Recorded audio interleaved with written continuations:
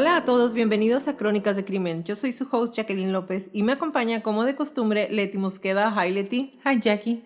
Queremos invitarlos a nuestras redes sociales, Facebook, Instagram y Twitter como @Crónicas de Crimen para que nos den follow. Ahí subimos toda la información y fotos de nuestras crónicas y a que nos compartan con sus conocidos. Es la única manera de que más gente pueda escuchar nuestras crónicas. Comenzamos.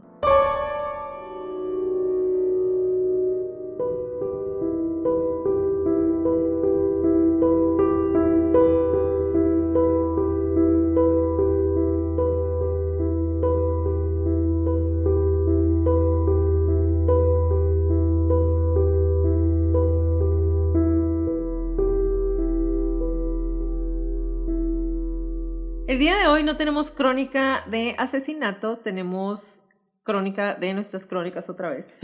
La semana pasada fue nuestro capítulo número 12, así que les traemos nuestra segunda disección de las crónicas de crimen.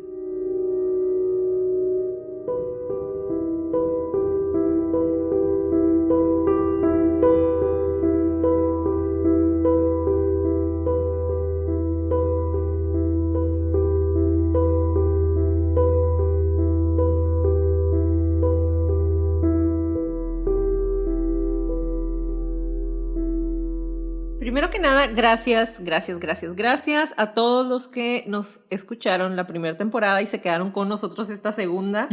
Gracias a quienes nos han recomendado y nos siguen escuchando cada semana. La verdad es que tratamos de mejorar crónica con crónica, no solo nosotras. Stuka Producciones, Rafa nos sigue dando coaching y nos emociona mucho saber que tenemos seguidores que esperan los viernes para escucharnos. Hace unas semanas, Leti, salieron las estadísticas de Spotify, Sí, de los podcasts, y en Spotify 32 países. Nos escucharon en 32 países y estamos en el lugar 24 a nivel nacional de podcast de True Crime. En Anchor, que es nuestra plataforma en donde subimos todas las crónicas, nos escucharon en 59 países. Wow. De esos 59 países, 54% de los escuchas son mujeres, 39 hombres y el otro 6% no está especificado. Nos escucha la mayoría de la gente en Spotify, con el 63% de la gente que nos escucha está en esa plataforma, en Apple 20% y en las demás el 15% que resta. Está muy bien. Y nuevamente a todos, de verdad, muchas gracias por escucharnos, por seguirnos, por recomendarnos, por esperarnos, por mandarnos sus preguntas.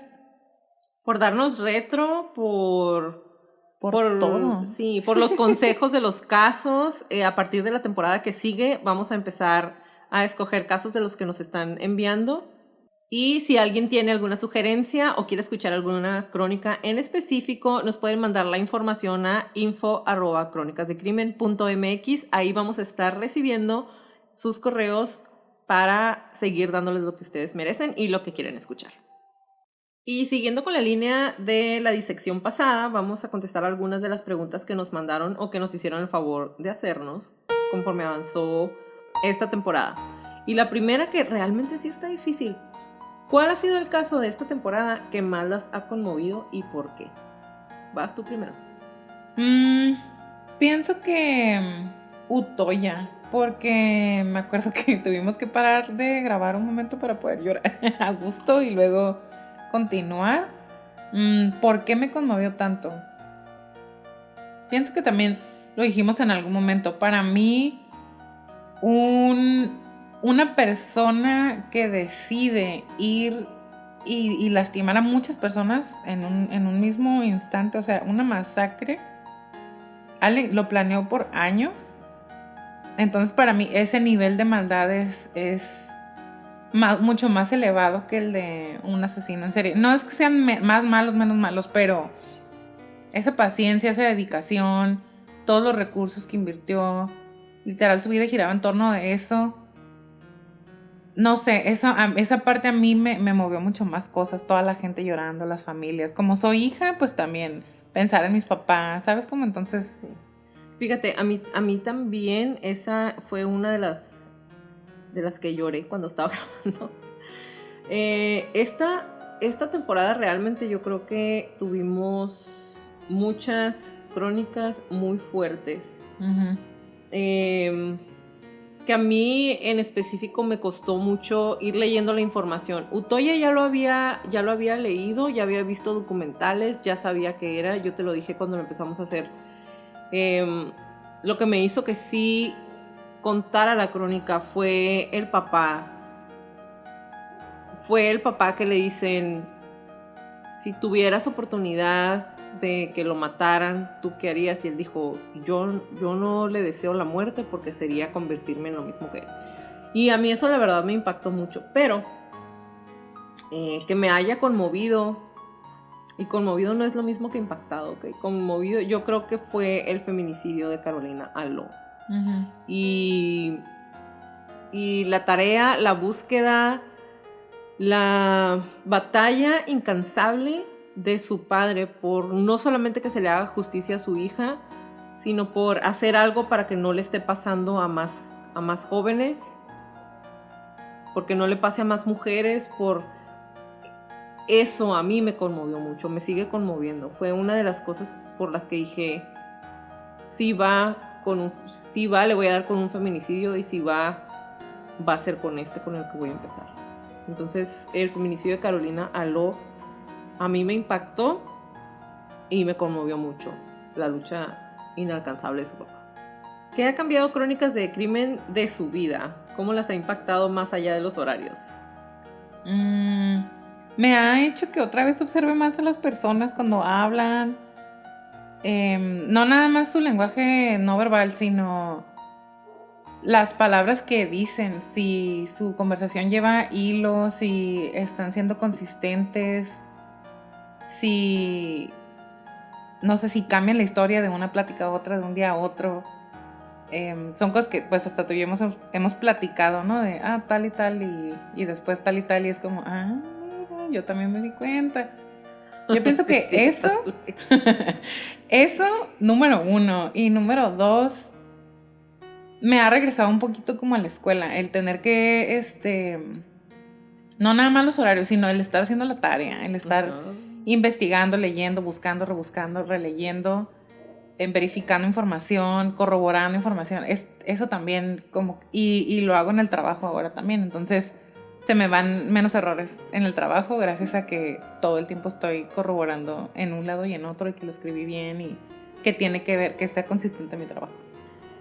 Para mí, yo creo, me impactó más en la parte de sentir que estoy haciendo algo, no nada más que me gusta, sino algo que pienso que puede aportar algo para la demás gente, ya sea entretenimiento, un poquito de conocimiento, un poquito de saber qué es lo que está pasando en el mundo, un poquito de darles como ese awareness, ese cuidado con lo que te rodea, y de darle, en mi caso, un poco de sentido a todo lo que pasó este año, que fue la pandemia. En mi caso, el estudio lo tuve que cerrar, abrí hace poquito, menos de un mes, tuve que volver a cerrar porque estamos otra vez en semáforo rojo por la pandemia. Entonces, lo que he tenido estable desde que empezamos a hacerlo han sido las crónicas, y a mí me ha dado como ese sentido de sí puedo seguir haciendo las cosas, sí puedo mantener cierta rutina, y sí puedo sentir que estoy haciendo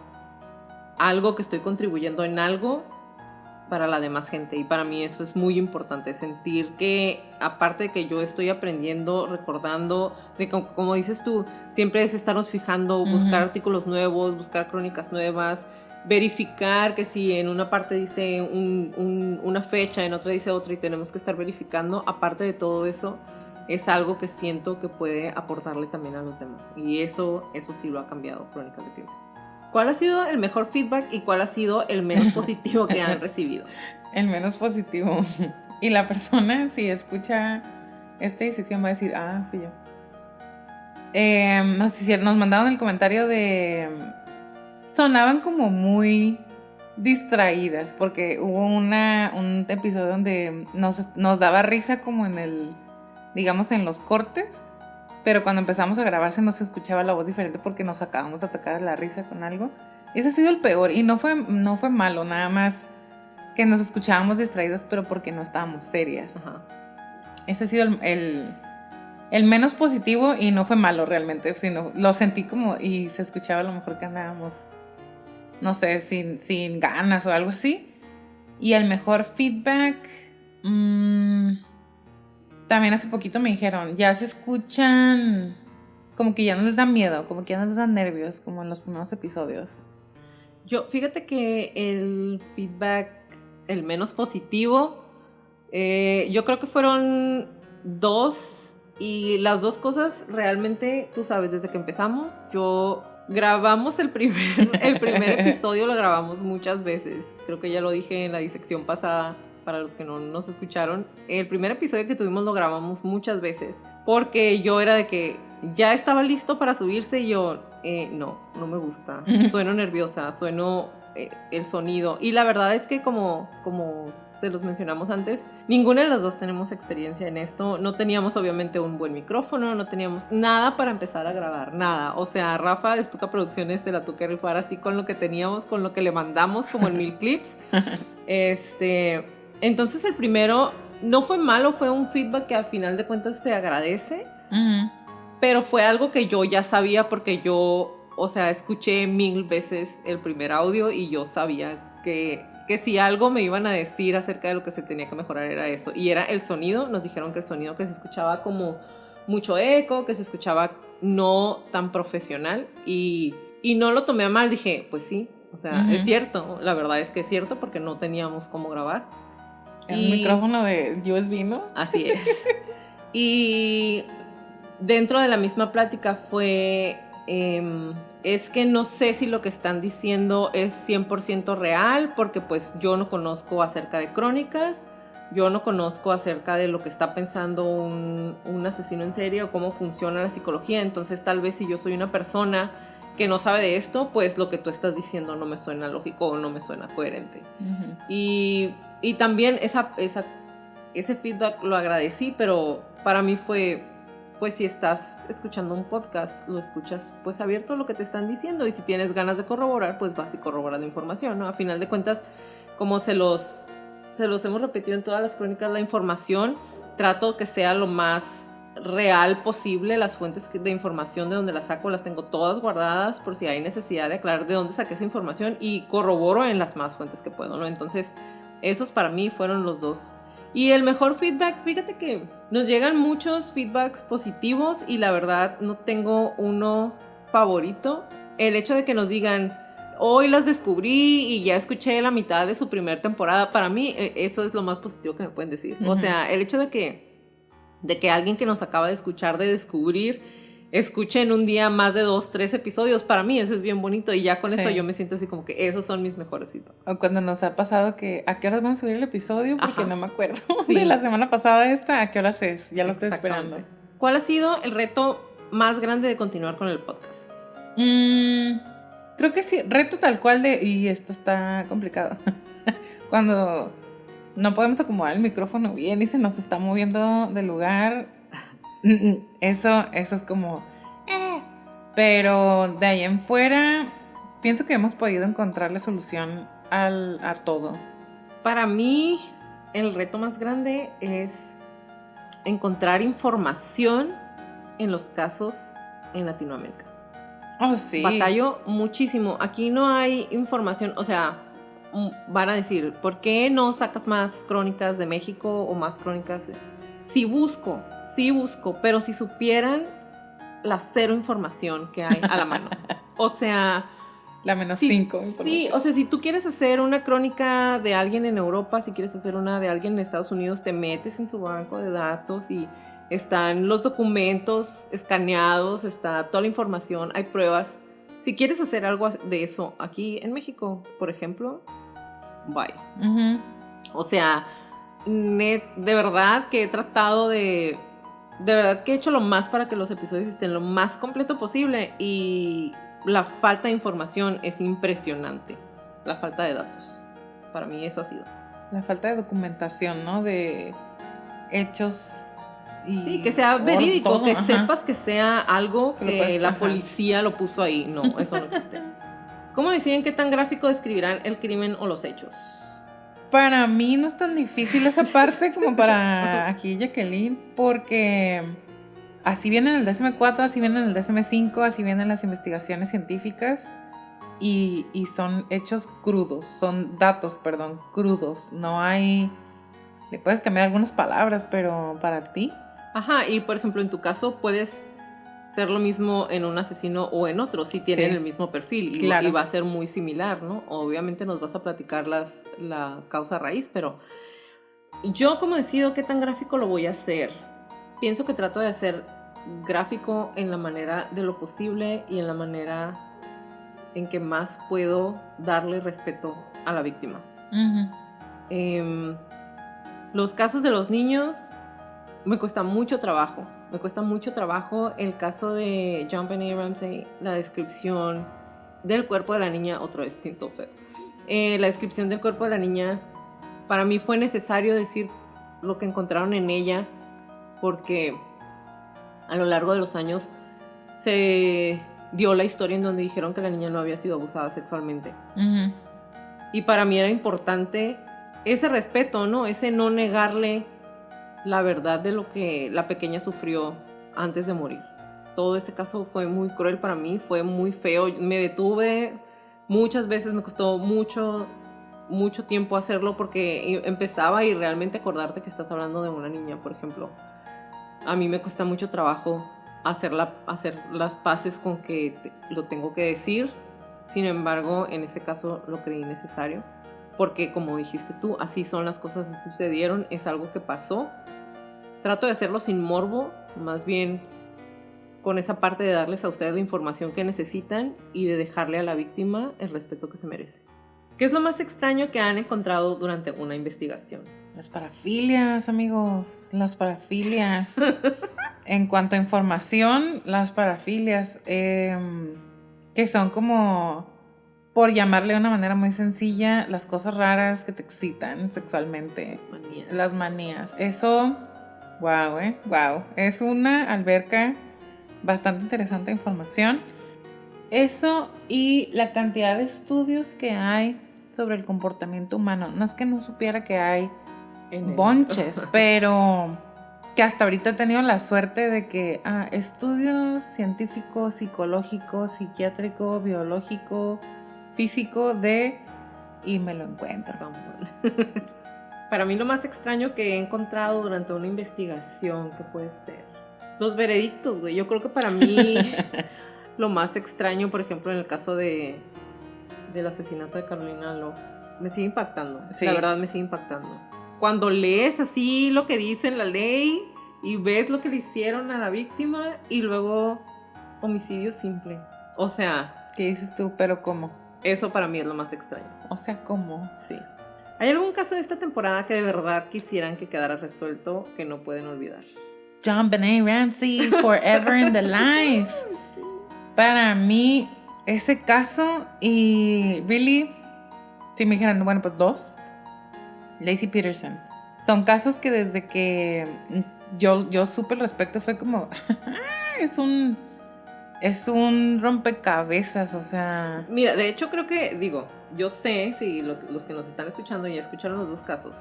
Son los únicos que creo que esta temporada quedan abiertos, sí. Que quedan sin solución. Sí. Pero, por ejemplo, podríamos decir, en el caso del crimen de Carolina Lo, donde el asesino ya salió libre, en donde hubo tantas cosas que estaban en su contra, tantos estudios que le hicieron donde decían no deberían dejarlo libre y aún así salió. Entonces, podríamos decir de que esto realmente quisiera que quedara resuelto de una manera bien, ¿no? Sí, como dices tú, JonBenét Ramsey y Laci Peterson, pero para mí de los 2, pues JonBenét Ramsey, la verdad. Sí. ¿Hay algún update de alguno de los casos de la temporada 1 que pudieran compartir? Creo que del caso de Rebecca Sajau... muy bueno, muy bueno. Sí.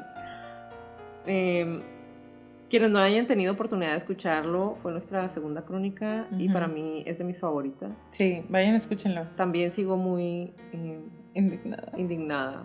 Esa es la crónica. Vayan, escúchenla los que no. Es sí. de las primeras pláticas de asesinatos que Jacqueline y yo tuvimos en nuestra historia de amistad. Fue, y me acuerdo que pues había más gente, ¿no? Y no se nos quedan viendo. También locas, nos decían, ¿por qué les gusta eso? Es fascinante. Así es. De ella, su familia nuevamente está tratando de que se abra el caso, llevaron más información y es lo único que ha habido de la primera temporada. Están viendo a ver si el caso se puede reabrir. ¿Cómo identificar rasgos de psicopatía? ¿Cómo ayudarlo a un niño o cómo cambiarlo? ¿Cómo identificar rasgos en niño? Está muy interesante esta pregunta. Vayan a ver los videos del hermano de JonBenet Ramsey y ahí van a saber identificarlos. Para empezar. Sí, el hermano de JonBenet es un muy buen ejemplo de... No vamos a decirle psicopatía tal cual, pero comportamiento bizarro. No esperado. Y ojo, voy a hacer aquí una nota porque ya sé que lo dije y lo vamos a poner en la disección.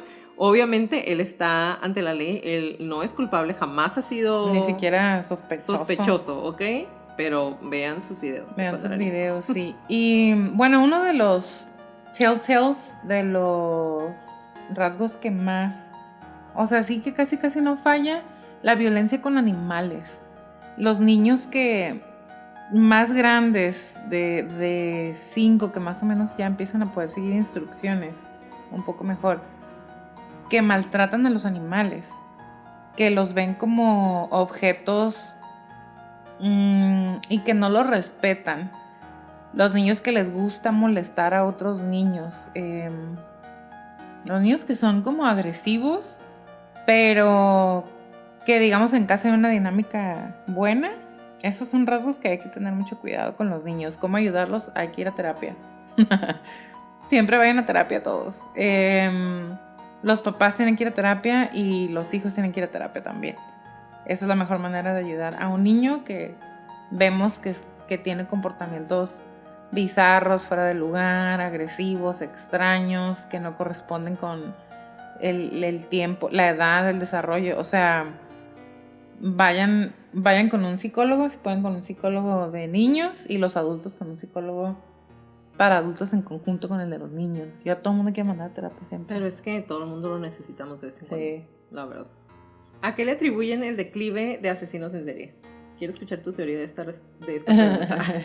Mi hipótesis es una mezcla de diferentes elementos. Para empezar, y no quiero decir principalmente, ¿ok? Los voy a decir en el orden en el que me estoy acordando de ellos ahorita. Los medios de comunicación, y no me refiero a redes sociales únicamente, pero los medios de comunicación. Hay noticias 24/7, o sea, ya hay un ciclo de noticias 24 horas al día en la mayoría de los canales, no canal de televisión, sino televisoras. Pienso que la sobrepoblación también tiene mucho que ver. Ya no hay muchos espacios donde no haya... donde puedas tirar cuerpos. Donde haya como casas muy apartadas de otras casas. Es como casa, compartes una pared con tu vecino. Pienso que el sistema de justicia, y no justicia como concepto, sino el sistema de policía, de justicia, las leyes, se han ido adaptando conforme vamos avanzando como sociedad, se han ido adaptando y se va haciendo un poquito más difícil que en algunas circunstancias perfectas las personas se salgan con la suya tan fácil como antes. Hay más información ahora, hay más estudios y sobre todo pienso que más que declive, o se han aprendido a esconder mejor, se han ido sofisticando, como ya hemos dicho en otros momentos, y por otro lado, la comunicación y lo que vemos está también muy censurado. Yo pienso que no hay tal declive. Simplemente pienso que son tantos que ya no es tan sorprendente como lo era antes encontrar a una persona que matara a 5 personas, 6 personas, 7 personas.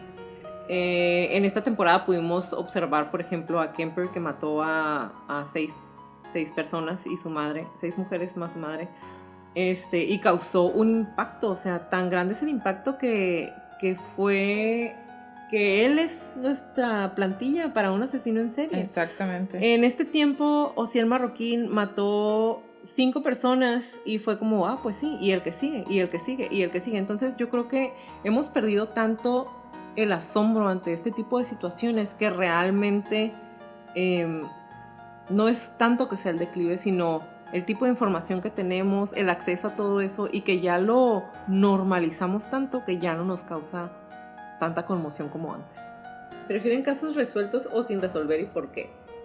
Los cold cases que se resuelven eventualmente son mis preferidos, pero así de este o este, los resueltos. Me gusta saber. Sí, tener closure. Tener un closure, o sea, poder cerrar el ciclo. Pero hay algunos sin resolver que sabemos qué pasó. Otra vez, JonBenét, que de mis preferidos. Sí sabemos qué pasó. Tenemos la evidencia de exactamente qué pasó, pero yo quiero saber quién fue. Claro. Quisiera saber quién fue. Laci Peterson, same thing. O sea, necesito saber quién fue. ¿Y tú? Yo prefiero casos resueltos también. Porque el hecho de no tener un caso resuelto quiere decir que hay algún maldito ahí libre o maldita. Entonces, me da como un poco de estrés saber que alguien que hizo algo tan malo pueda seguir libre.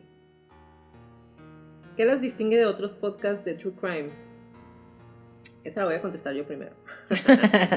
El perfil psicológico. Yo creo que fue lo que se los platiqué también en la disección pasada, cuando estaba buscando qué era lo que quería en el podcast que nos pudiera diferenciar de otros podcasts de True Crime, porque ya vemos muchos. Con qué podía aportar a la gente que escucha el True Crime. Y esa fue la respuesta. El perfil psicológico. Que la gente sepa más acerca del perfil, que sepa en parte qué era lo que estaba pasando en la cabeza del asesino. Y si no, qué estaba pasando por su mente o por su cabecita, por lo menos psicológicamente, qué fue lo que detonó que hubiera llevado a cabo los asesinatos o el crimen. Sí, además del perfil psicológico, nuestras hermosas personalidades. No es cierto. Sí es cierto, pero no es cierto. El perfil psicológico, y honestamente pienso que el tono del podcast, no le metemos mucha comedia, no es que no hacemos chistes, pero para nosotras es como les queremos platicar qué es lo que pasó, no porque no lo sepan, sino pues con nuestro twist, con nuestro estilo, les queremos platicar qué pasó, a lo mejor contarles algo completamente nuevo para ustedes. Y hay otros que, no sé, que quieren hacer o algo muy gracioso o algo muy serio, y yo pienso que con nosotras es como un little mix de los dos. ¿Cómo se mantienen objetivas a la hora de presentar un crimen? No lo hacemos. ¿Sabes que yo iba a decir lo mismo? Yo pienso que yo no soy. No, tratamos de ser objetivas a la hora de buscar la información. Como con Laci Peterson. Yo nada más quería encontrar información que me dijeras que el marido sí fue. Pero o sea, yo diría, no somos objetivas a la hora de presentar un crimen. Porque nuestra idea, al igual que les pasa a muchas otras personas y a los detectives, tiendes a buscar información que soporte tu teoría, tu hipótesis o tu percepción. Fíjate que yo cuando estoy haciendo la búsqueda, y se los platiqué bien específicamente en el caso de JonBenét, yo no busco que me digan esta persona fue específicamente, ¿no? Cuando hice el de JonBenét, por muchos años yo creí que había sido su mamá. Muchísimos años. Desde que supe hasta hace poco. Pero cuando empecé a buscar la información, empecé a buscarla. Antes de hacerlo, me dije, ok, esto es algo nuevo. Haz de cuenta que no has escuchado antes nunca de lo que está pasando, y vete paso por paso armando el caso y armando las teorías para que la gente también las pueda escuchar, para que la gente vaya sabiendo. Y mientras más encontraba cosas, menos podía negar el hecho de que pienso que fue alguien en su casa, ya sea su mamá o su hermano. Sí, claro.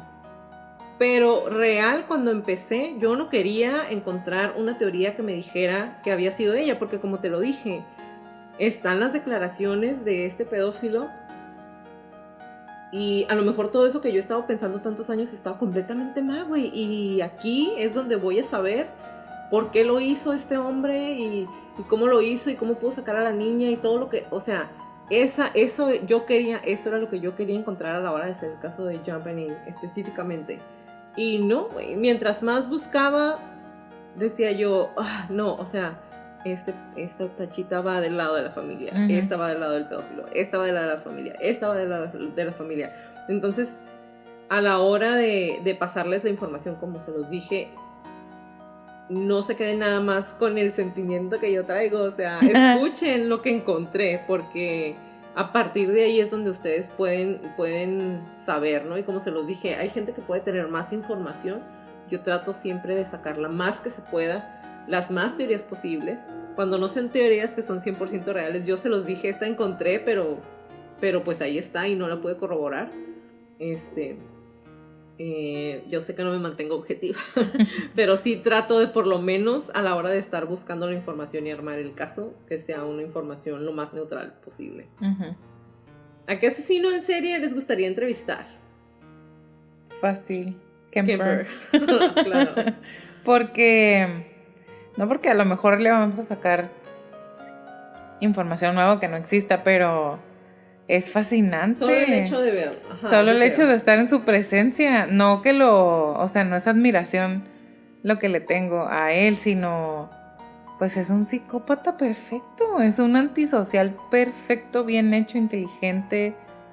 Y poder entrevistar a una persona así, a lo mejor a mí me ayudaría a contestar algunas preguntas que yo tengo. O sea, nada más observarlo, ver cómo, ¿sabes? Ver cómo responde, cómo reacciona. Su lenguaje no verbal, su lenguaje verbal, todo. Sí, o sea, yo igual. Él, y tal vez aunque me iba a dar como coraje, digo, me iba a doler el estómago, yo lo sé, pero, sí. Pero simplemente tratar de desdoblar su mente, de tratar de darme cuenta qué es lo que él ve a la hora de realizar su plan. Eso es muy bueno, muy bueno. ¿Qué escena del crimen les hubiera gustado visitar? Fácil. JonBenét, antes de que todos caminaran por todos lados y tomar fotografía antes de que movieran absolutamente todo del lugar. Para mí ese sería... ese sería mi crimen al que quisiera ir y visitar. Yo quisiera ver los de Dahmer. Muy interesante también. Y fíjate que sí es cierto, regresándome a la pregunta de cuál quisiera entrevistar, a Dahmer también. ¿Dahmer también? Sí, cómo no. Claro que sí. Se me había olvidado que él fue el primero de esta temporada. Claro que sí. Los 3 asesinos en serie más inteligentes de la temporada 2 y por qué. Kemper. Sí, pero dicen los 3. ¿Vas a empezar por tu primero? Sí, Kemper es el number 1. Okay. El número 2... fíjate que podría dárselo al de Utoya.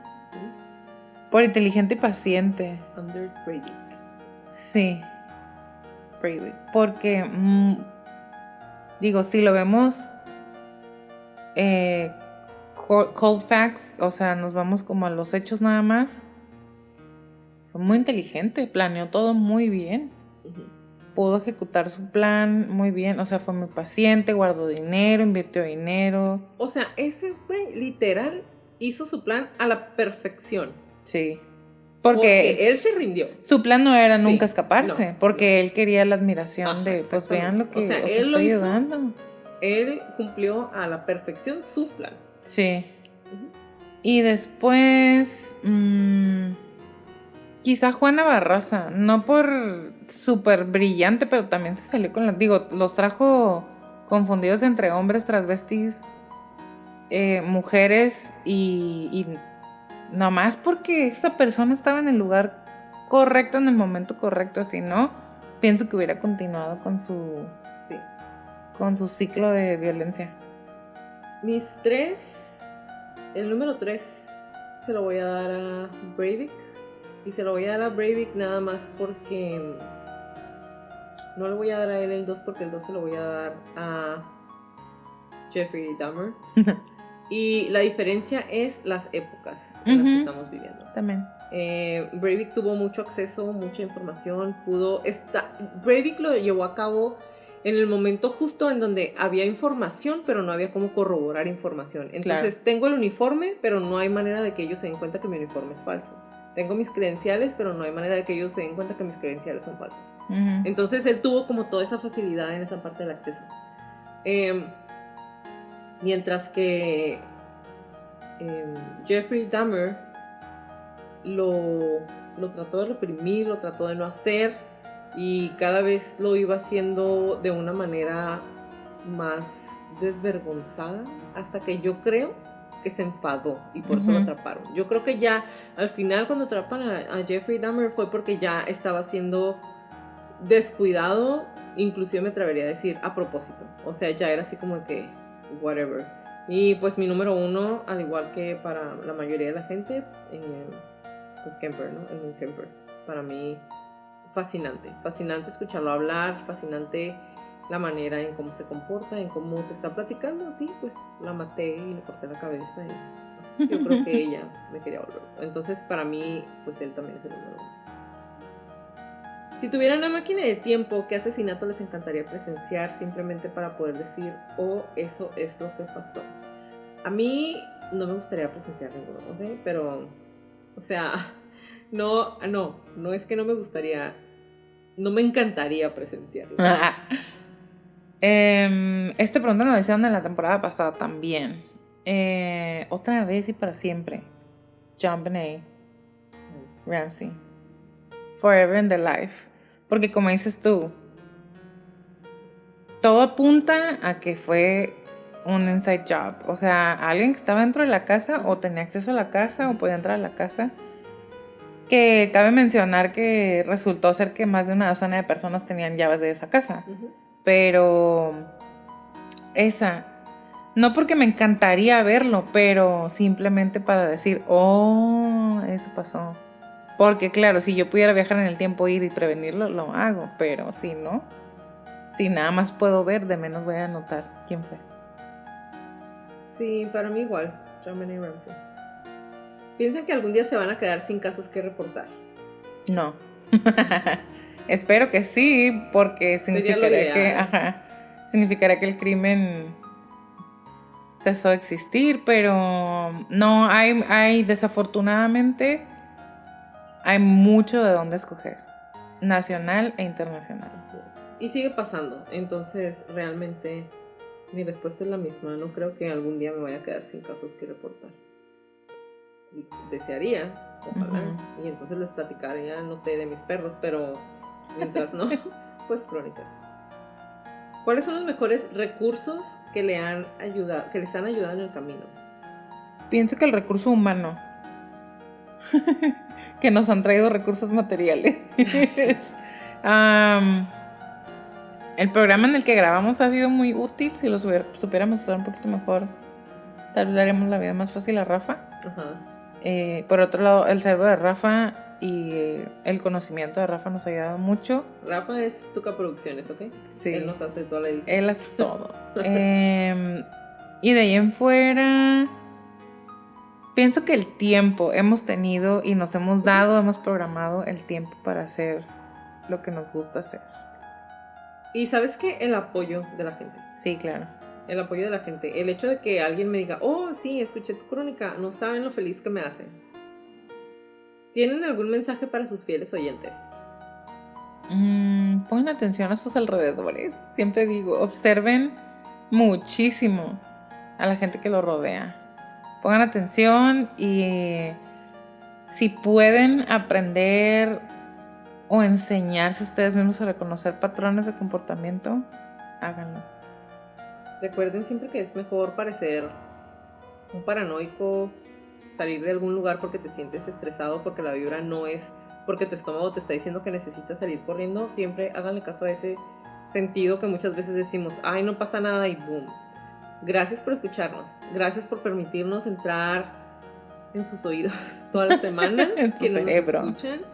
Gracias por permitirnos contarles las crónicas como nosotros las vemos, con la información que conseguimos. Gracias por su retroalimentación. Y básicamente es eso. Gracias totales. Gracias totales. Temas difíciles que quieran incluir en la siguiente temporada. Difíciles. Feminicidios. Sí. Si queremos, ok, no crean que el hecho de que haya empezado con otro país quiere decir que en México está todo bien. Al contrario, está muy mal y me da miedo empezar a investigar y escarbar y escarbar. Por eso no hemos empezado con los feminicidios aquí. Este es un tema que traigo ahí, ya se los había dicho desde la primera temporada. Sí, es algo que nos interesa hacer, pero lo queremos hacer pues dentro de lo más... a salvo. Sí, de lo más seguro para nosotras. Sí. ¿Qué podemos esperar o qué pueden esperar los escuchas, nuestros listeners, en la temporada número 3? A lo mejor un mejor sonido. Y no sé, es una buena pregunta. Pueden esperar más de nuestra entrega, más de nuestro cariño. Pueden esperar un par de sorpresas quizá. Pueden esperar crónicas de nuestros crónicos. Crónicas de nuestros crónicos. Ajá, porque ya nos han solicitado algunos casos, algunos que son muy específicos de alguna ciudad, de algún pueblito, aquí donde vivo pasó esto. Si está en nuestras manos, si hay la suficiente información, en la tercera temporada les vamos a dar la palabra a ustedes con nuestra voz, pero vamos a empezar a grabar episodios de crónicas que nos hayan recomendado nuestros crónicos. Que tal vez no son tan famosas como las que hemos estado diciendo, que no son... pero no dejan de ser importantes o interesantes. Ajá, a lo mejor no van a ser whoppers de que absolutamente todo el mundo supo, pero quizá eso va a ser lo interesante, que no todo el mundo sabe al respecto. La pregunta número 23 es la más importante de todas. Sí. ¿Cómo se llama el perro que se escucha en algunos capítulos? Se llama Logan. El mami. Mi mami se llama Logan. Tengo 3 perros aquí en la casa. Es un pastor belga, un golden y un mix de French con schnauzer, que es un mulo. Pero el que ladra es el pastor belga, que es Logan, que le ladra a todo el mundo para saludarlo o porque está enojado. Entonces, ustedes no escuchan porque obviamente Rafa nos hace favor de editar, pero todas las grabaciones de menos hay como 3, Logan, cállate, porque empieza a ladrar y lo tengo que estar callando. Sí, pero, el buen Logan es el mejor perro de esos 3. Es mi favorito. Me estás diciendo que es el mejor. Es el mejor de los 3. Es mi favorito. Es el más guapo. Sí está. No, el más guapo es el mejor. No es verdad. Les voy a subir foto de mis 3 perros y ya ustedes deciden quién es el más guapo. Está bien. Y bueno, hasta aquí llegamos con las preguntas que nos enviaron. Si tienen alguna pregunta, algún comentario sobre nuestras crónicas, los esperamos con mucho gusto.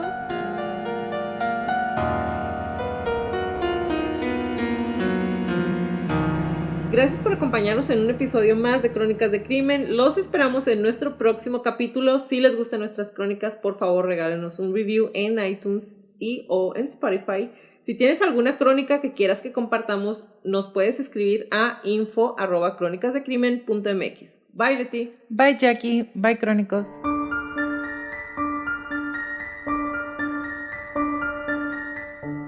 Toda la música del día de hoy fue por Kevin MacLeod y la edición de sonido es de Stuka Producciones.